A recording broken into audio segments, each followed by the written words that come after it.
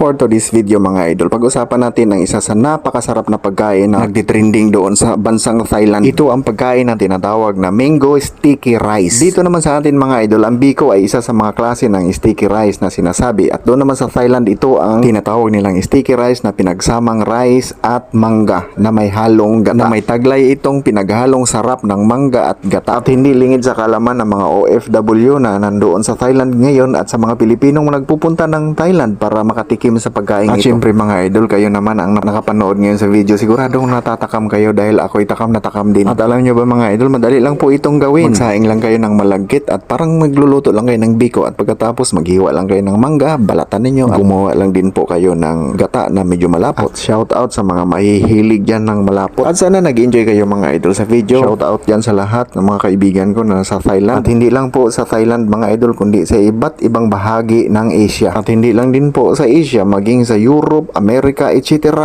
At sa buong daigdig na. At shoutout ako kay Mariano na nasa Philadelphia na walang palto sa pagkakapi tuwing umaga. At sa inyong lahat mga idol, maraming salamat sa inyong walang sawang pagsubaybay sa Publiko Tituan TV. At sana maging masaya kayo araw-araw sa inyong pamumuhay at laging kasundo ang iyong kabiyak sa buhay. At sana malayo kayo lagi sa away at laging pinag-usapan ang mabuting pamumuhay. Shoutout sab na ko nga akong mga igsuon nga naa sa Cebu, sa Masbate, naa sa Palawan, naa diri sa Manila o di naman mo banda sa Manila, panggawas na mo, magkita na ta, kanaghulat ra ko diri, nagpaabot ko ninyo unsa may inyong mga plano. Ug sa tanan nga kanunay nagatanaw sa akong video, daghan jud kayong salamat kaninyong tanan. Ug sa wala gatanaw sa akong video, daghan sad pud kayong salamat kaninyo. Ug sa tanan nga mga ning tan-aw sa akong video nga wala mag-react, pag sure mo, amping tanan, amping kanunay. Thank you for watching.